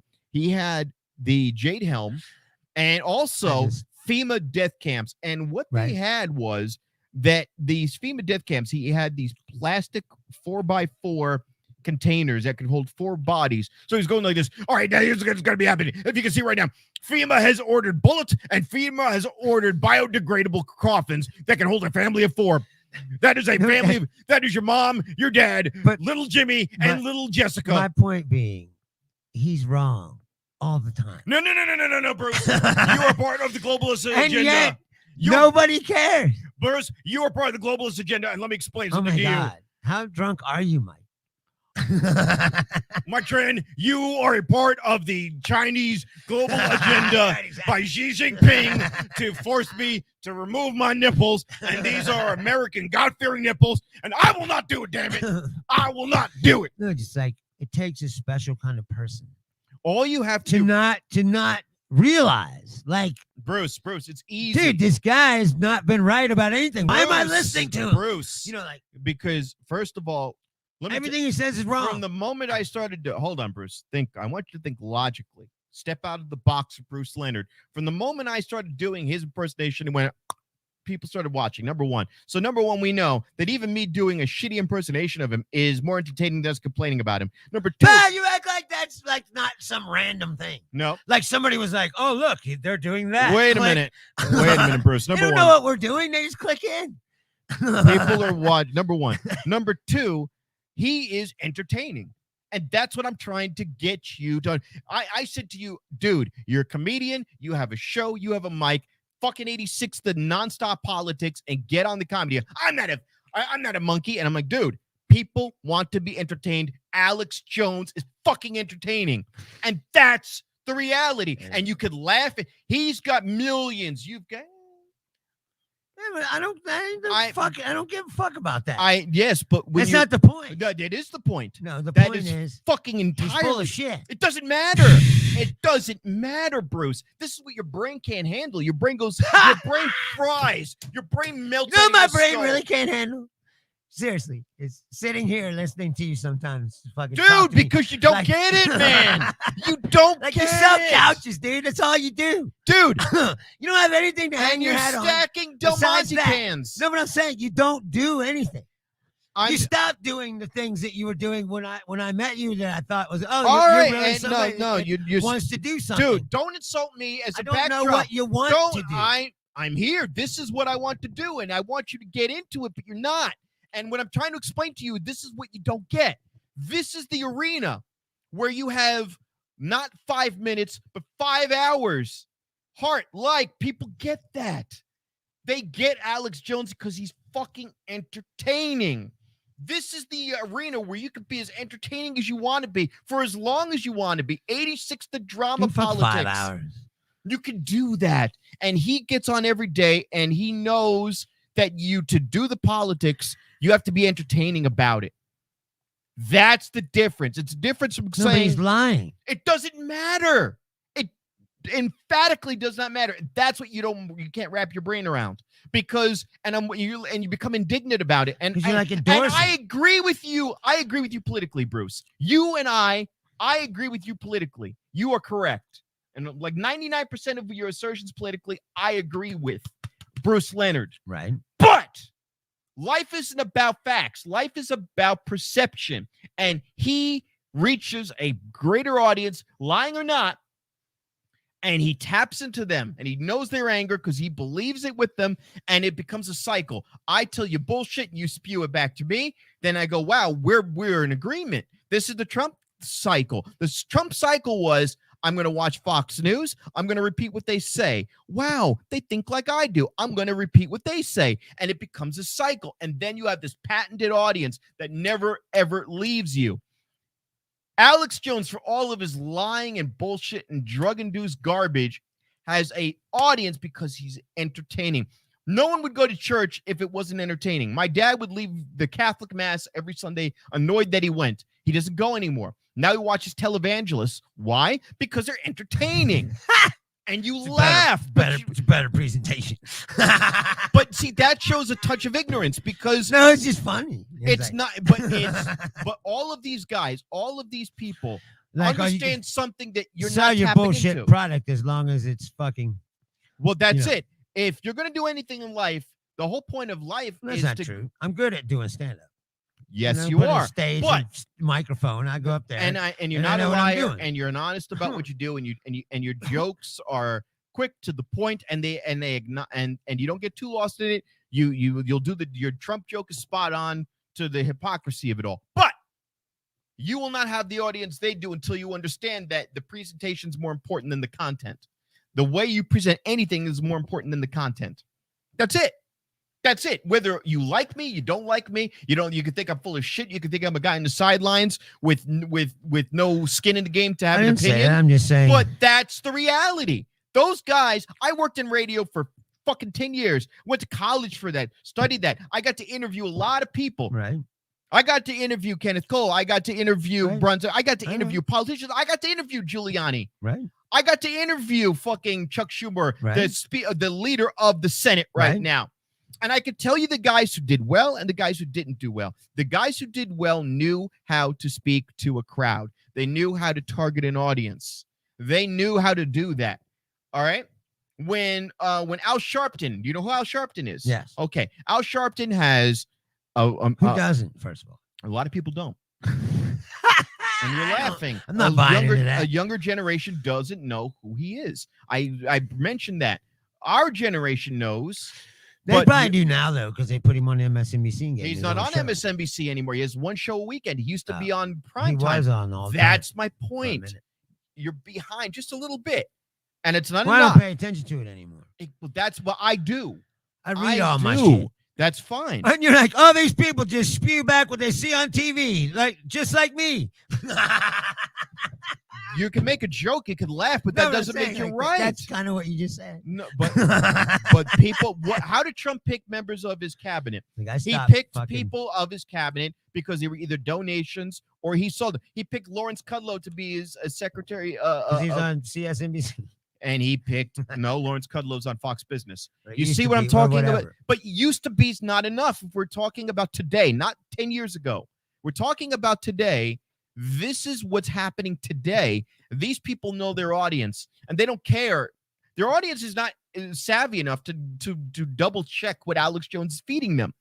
They're going to expect him. Doesn't matter double check. If he says, "Oh, FEMA's going to kidnap people and put them in camps," and then that doesn't happen, you don't got to Google that. You can see it didn't happen. No. It's very clear. No, it's not clear because here's what they're going to say. Here's what they'll say. They will go, well, he's like, oh, what he said wait a minute. Happened. No, but there's still evidence there. And there's still this and there's that. And it doesn't have to be real. And you can laugh. But to me, it is just all so stupid. It doesn't matter because his reach is greater than yours. Sure. Doesn't matter. That's not the fucking point. Yes, it is. I never once brought up the size of his audience. Doesn't matter. I asked about the type of person who would fucking believe bullshit. But it's for bullshit. Years and years and years and years and years. Trump said something really intelligent. Wake up and go, oh wow. Because they don't have any other sources. Maybe they're lying. Because they don't care. Then why would they look at something else? Because what they said didn't happen. Doesn't matter. You're missing the point. It still could happen. You do this all the time. No. You're staring around at some point you're trying to Bruce. Pause. Bruce. My point is, I will repeat your point to you. Fair? Any intelligent Is it fair to repeat your point to you? If I said to you, there's going to be a tornado tomorrow in the yard out back, and tomorrow there wasn't a tornado in the yard out back, and you go, hey, there wasn't a tornado. Oh, well, blah, blah, and I said, blah, blah, whatever. No. And then the next week I go, hey, there's going to be a tornado out in the back. It's the boy that cried wolf, only they never say, oh, he just cried wolf and I should just turn him off. That they never do that. They just keep listening to him cry wolf. with nothing happening. You didn't hear me. I acknowledge what you're saying. What you're saying is the guy is a habitual liar. Yes. Why would anyone believe him? Yes. They're not going anywhere else to get their information. Know, all he has to do, Bruce, this is so simple. It's so simple, Bruce. All he has to do is pivot. He could go, it didn't completely happen. Part of this happened. There was this. And then he could. Was partly. No. And what he can do, Bruce, this is what you need to acknowledge. What he could do, Bruce, is say, it didn't happen now, and you're going to laugh your head off. It didn't happen now because we exposed it. It didn't happen because we put pressure on it. Right. It didn't happen. I can see that. It didn't happen because I was your leader and I stopped it. Right. And because you watched me, we together put pressure on them and exposed them. This is what Trump did. Now, Trump was different than Alex Jones. Trump, they would say to him, why do you keep lying? And he goes, because if you do it enough times, it works. Well, that's the Nazi shit. But that's a lie enough times, and now so it becomes true, you've got, Bruce, what I want you to get. What they do is throw out so many lies that while you're over there here trying to disprove this lie, they're already lying again over Bruce, here. It's like whack-a-mole. You can't, Bruce, you can't disprove all the lies. Bruce, that guy, and for all your great comedy, that guy has a greater audience and he's more entertaining. He's been around for 25 fucking years, or than you, whoever many years. He's more entertaining than you. More entertaining than I could dream to be. More entertaining than any comedian. See, I don't find it. I turn it on and I go, "This guy's fucking right." But how many people are Howard Stern? Howard Stern is the greatest of this kind of medium of doing a comedy type broadcast show, and he does a spoof on him where he's got a guy who sounds exactly like him, right? And he's got all the InfoWars drops that Alex Jones has, and it's great. And he has an Alex Jones puppet, right? And it's so good that Alex Jones now is commenting on it. That's when you know you've made it. When you've done it so good that you've reached the attention of Alex Jones, where Alex Jones goes, you're like licking his balls. Like, you got this guy over there, Howard Stern. He's so entertaining. He's got a huge, big audience, way bigger than you. He's so cool. But again, just say you like the guy, it's fine, but I'm saying me. No, I don't. I don't care about that. You're missing the points. No, it's the same thing. It's like we speak different languages. I'm talking about the person who will sit there fucking and care eat less that about that because I explained it to you. Like I explained it in the most basic of terms. He's speaking to them directly. He's addressing them on an individual level by the masses and going, you have been disenfranchised. And they go, you're right, I have been. So he opened up with now me and you are on an equal plane now. Right. You feel I've been disenfranchised. I have been. Once you open that floodgate and that lock has been there, the rest is easy. It's all downhill from here. It's all downhill. That's what you're not getting, Bruce. It's so easy. He has an easier job reaching his audience because he knows what his audience thinks, and that's what you're not getting. The kind of person that would believe him is the person who feels they've been fucked over. So what things have they seen with their two eyes that they misconstrued? They see the coronavirus. Everything, probably. Right, but now, if you don't understand what's going on and doesn't make sense to you, if you see that people are dying suddenly from a fucking disease, and you go, well, wait a minute now. People are dying, and I go to the hospital, and they won't let me in to see them. So that means that there's something to hide. Why wouldn't they let me just see the patients? Okay, now I see the patients, but they're dying, but I'm not dying. My family's not dying. Oh, wait, we did die. Well, maybe it wasn't this COVID thing. Maybe the COVID thing was something else. And they cherry pick what information makes reasonable sense to them, their experiences, their upbringing, their education, whether it be limited or different than what you or I had. And now you take a guy who thinks like they do, you give him enough time and money, he will reach them, and they will believe it because it is where they both came from. He's on the same thought pattern as they are. And you can't fuck with that, Bruce, because you can make fun of them. The opposite will happen. If you make fun of any of these people, the opposite will happen, and you will put them further into their own pattern of thought. You are a peon to them. You're an idiot. Sure. You're the fucking moron. Now, I personally, Rob Bossleri Jr., think that you, like a lot of people, are intelligent, and I do. You're educated. I believe you're educated. I believe you and I came up from different backgrounds, but we have a points in the middle where we both agree. But what you, and I feel a lot of people like you, don't get is how this happened. The how escapes you. No, I understand how it happened. It's been going on the whole life. But this is I've been saying it the whole time. But this is bigger. No, it started with Fox News. They built that audience. This is way before Fox. No, I know, but I'm saying like Rush Limbaugh and on the radio, they started that. Then they took it to TV. Then it made it even bigger. Right. And now you got this bubble of people that only listen to this bullshit. And that's it. Now we're at this point though. Now we're at a bigger turning point. Propaganda works. Well, now we're at a turning point where it's think the Holocaust didn't happen. But it's grown beyond. It's grown beyond where now those people are coming out in greater numbers. And they're electing people like what's her name? Right. Now, so when you go, I don't understand. Lauren Boebert. But Lauren Boebert. But when you go, wow, and I can't understand the mindset, I'm explaining to you, I get what you're saying. 9 out of 10 times you think I don't understand what you're saying or haven't listened. I get exactly what you're saying. I get the mindset. I get exactly what you're saying. I just don't understand it. It's what's not to understand. Any person, any reasonable person, even if they're of limited intelligence, reason is different. Should be able to discern. No, they can't. That I've been listening to this guy for 15 years, and over 90% of the things that he said didn't happen. No, because no, you're laughing, but you're not getting it. But they never happen. No, they go from one bullshit thing to another. No, it never happens. It happens. And then just move on to the next bullshit thing. It never happens. No. Wrong. It happens. Every time he says something happens, he goes, this will happen. This is what they're planning. It's if you listen to the lingo and the language, they always say they never, ever. This is what you all see. You don't pay attention to these things. None of these guys ever say anything definitively. Rarely do they. They say this will happen. This is going to happen. We've exposed. In other words, things that are very vague. They speak in vagaries. And they speak in vagaries. This way, when somebody like yourself goes, I gotcha, they go, I never said that was exactly going to happen. What I said was I saw X and Y. Z could have happened, but we stopped it. They always use vagaries. That's why Tucker Carlson's popular. Tucker Carlson never says anything directly. He asks questions. So if you look at Tucker Carlson, he looks right to the camera and he looks at you, the viewer, and he goes, hey, guys, so don't you feel or don't you believe that right now America is at a threshold? I think it is. And I think you see it too. Now 100,000 Afghanistans are coming into this country. And now we've gone from being the invaders to being invaded.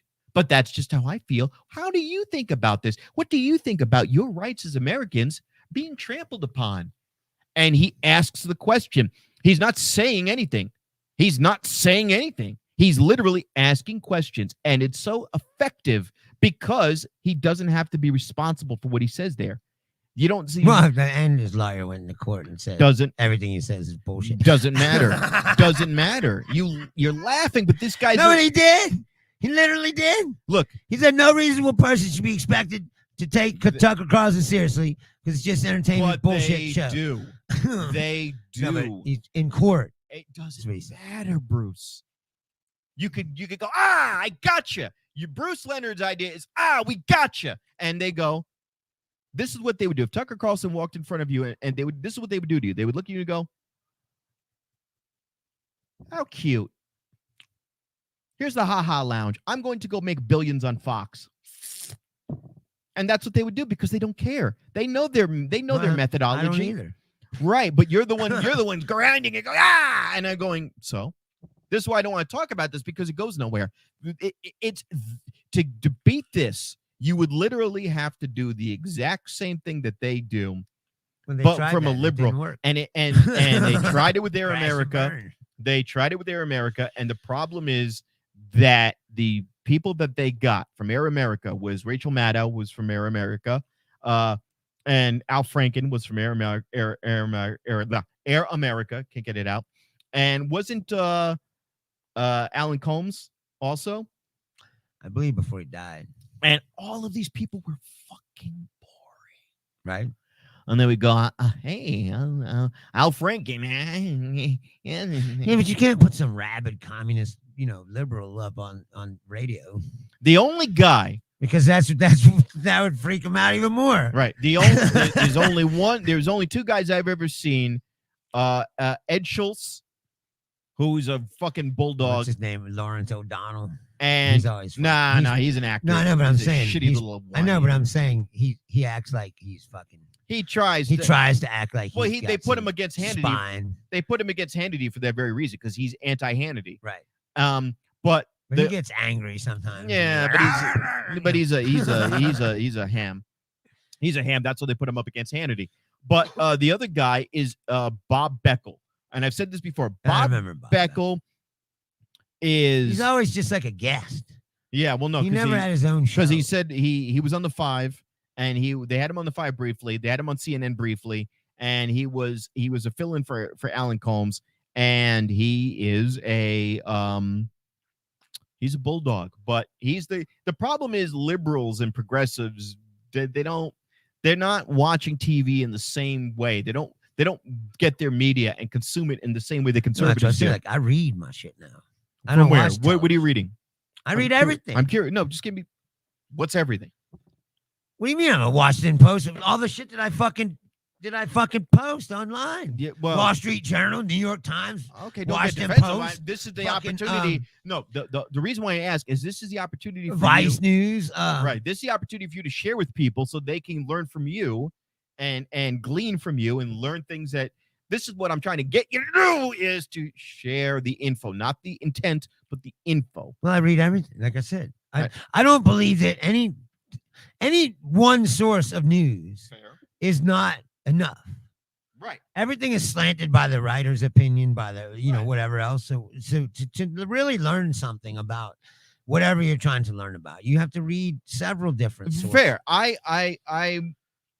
I have a subscription to the New York Times, and I glanced through that. I watched like to me, for example, I'm just saying, if someone, for example, like newspapers, like if you were like, I only read the New York Times, well, you're just as limitedly brainwashed as someone who only watches Fox News. Fair enough. That's a fair point. I'm saying that's a fair point. By whatever point of view they're trying to push. Right. You know what I mean? So you can't get your point of view from the news. Fair enough. It's my point. You need to have your own point of view. Fair enough. Then read all the other news, and try to factually back up. Well, the thing is, especially when it comes to the conservatives, is that the conservative points, if they're getting their information from InfoWars, OAN, Newsmax, and now Fox is in hardcore enough for them, then they're all going to get the same shit over and over and over again.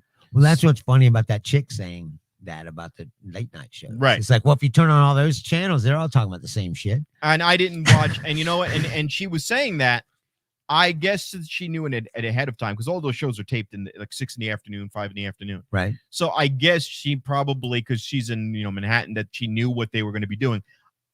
I don't know what I didn't watch. I didn't get a montage. I didn't see a Fox montage of all of them saying the same things. She just said they were going to say all the same things. Right.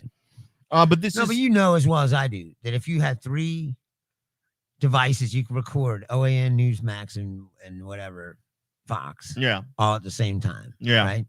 That 9 times out of 10, they would all be hammering the same thing. Of course. That's another thing about the right wing. They're very organized in that way.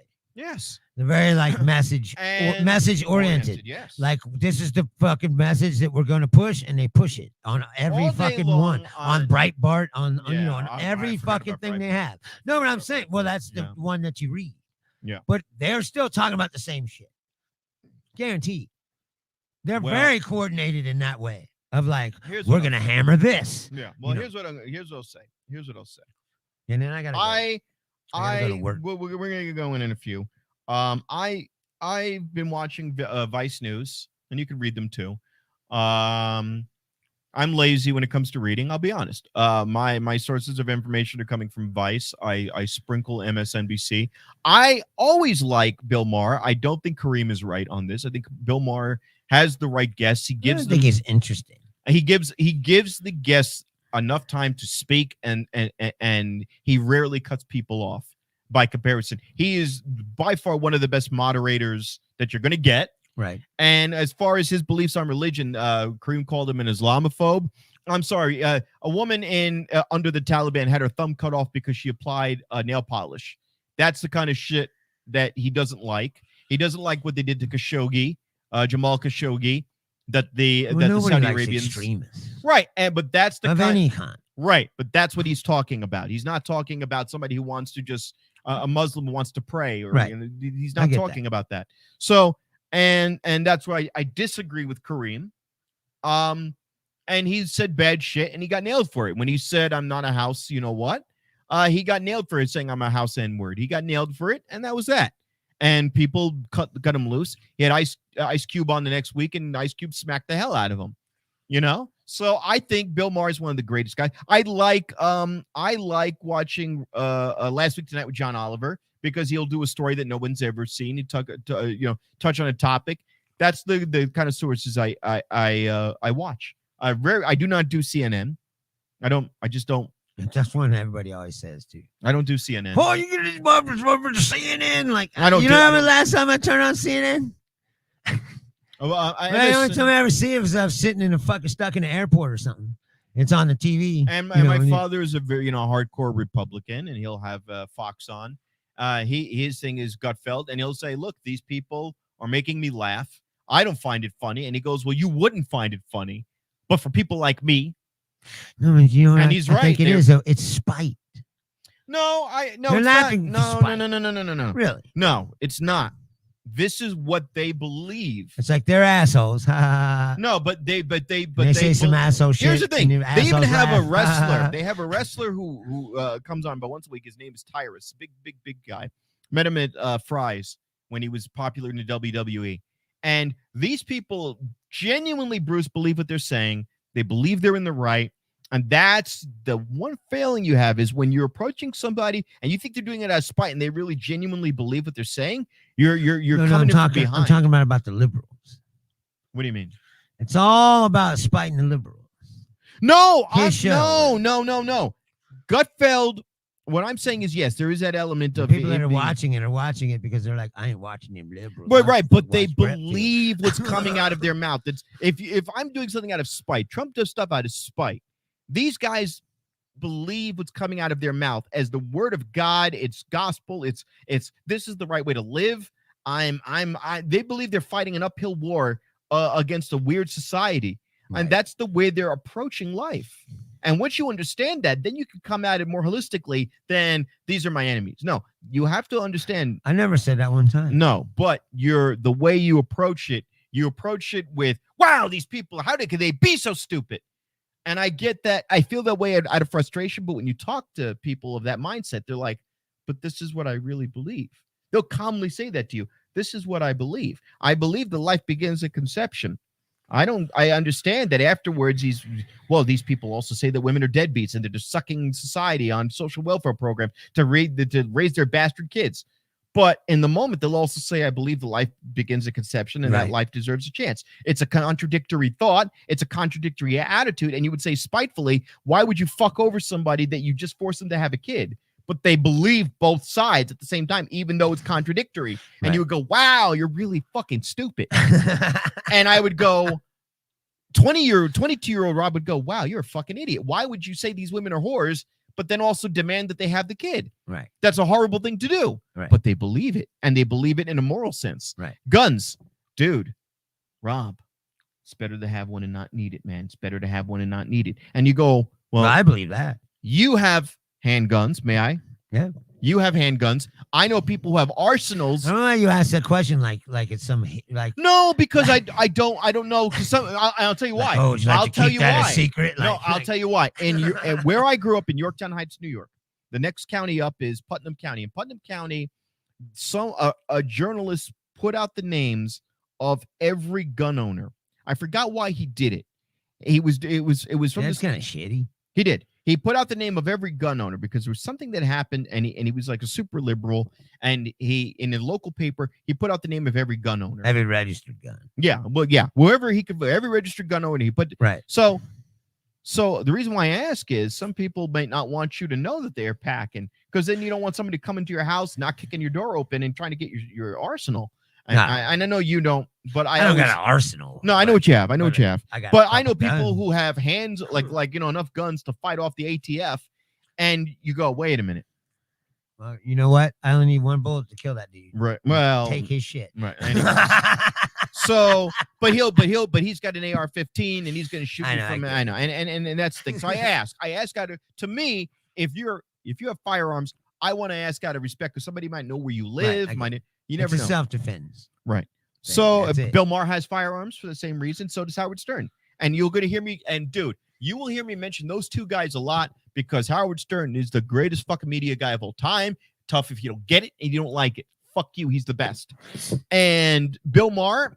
What he says. Bill Maher is great, and I gravitate toward his mindset on a lot of issues. But now Howard Stern is probably one of the greatest interviewers of all time, but he can be annoying because he'll get a guy to start spilling and then he'll cut him off and ask another question. And if you want to see evidence of that, watch Howard Stern interview the Beatles, Ringo.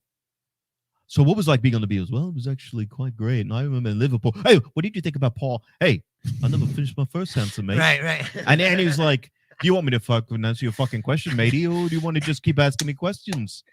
Like, how much blow have you done today? And Stern, the funniest Stern interview was this was the most funny thing. You got a minute for this? 1 minute. He's got Stevie Wonder on.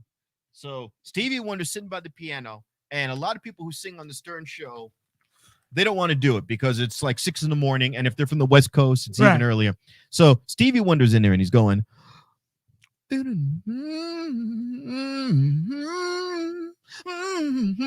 right, and you can hear he's starting to write a song in front of Howard Stern and Robin and the whole screen. He started to create a song, and he's going, so what I do is I lay down the melody, and then I start, ooh, this is sounding good. And then immediately Stern, like a dumb fuck, goes, so wait, what are you doing right now? Is that a good song? Do you think that's going to be a song? Is that like what are we hearing? Right. Like, what are we doing? Up and let him work. So let me ask you a question. When you were writing Ribbons in the Sky, did you see a ribbon in the sky? What were you doing? And Stevie Wonder's like, and then Stevie Wonder went like this. Oh, you got another question. Oh, this motherfucker was literally in the mood and was about to create a hit on Howard Stern's show. Stern just, so what you gonna do another song? What are you gonna do? Robin, shut up, Robin. I think he's gonna do a song. Here, Stevie Wonder, we'll leave you. See, I will acknowledge to you hold on. Stern's place in the broadcasting and all that. He's the best. But I would never say he's the best in that arena. Radio. He invented it. In radio. He took radio where it was at that point and he moved it. Yeah. Forward, across the line. Every time. And everybody that does that is a legend. Then they should be. But I personally didn't get what he was doing. No, he was the best.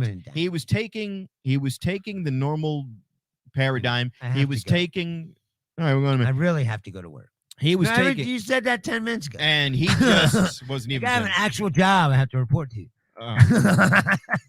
Even though I don't want to. Yeah. Well, I mean, I don't know how much longer, but I do tonight have a legitimate job. Well, you don't like stocking cans, and I don't like selling couches, but I'm not going to make fun of you for stocking. Hey, I'm 1 foot out the door.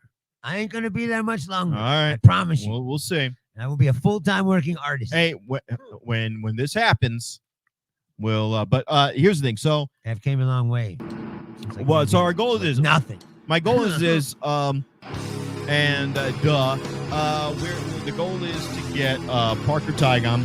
Yeah, he'd be next Tuesday. He's got an open mic that he's doing too. The Happy Earth Market. Yep, and Happy Earth Market changed from Sahara. It moved over to Henderson. So we're going to talk to him about. I know they moved. Yeah, we're going to talk about the Happy Earth Market. We're going to talk about what he's been doing. Our goal here is to get every guest under the sun. I want this to be the number one place where Vegas comedians go to. And that's what I'm here for. I'm here for. You know what? There's a lot of guys in Vegas who tell more jokes than me and better jokes than me. I don't care. I want them to come here. I want this to be my venue. There you go. This is what makes me happy. This is my number one priority. So we figure out how to go mobile. We could just go to the fucking place. And we're working on. I'm working on that too, actually. We could do that. All right. Well, we will. In the meantime, you have been tuning in to Rob Boslary and Bruce Leonard, and we will be back. When is that? Tuesday night. Tuesday night. I will be here. Yeah, get your ass here. Wake up this fucking time. I know. I'm busting. I have a lot of shit to do. All right. Stop jerking off and smoking weed. That's your lot of shit. Well, that's a lot.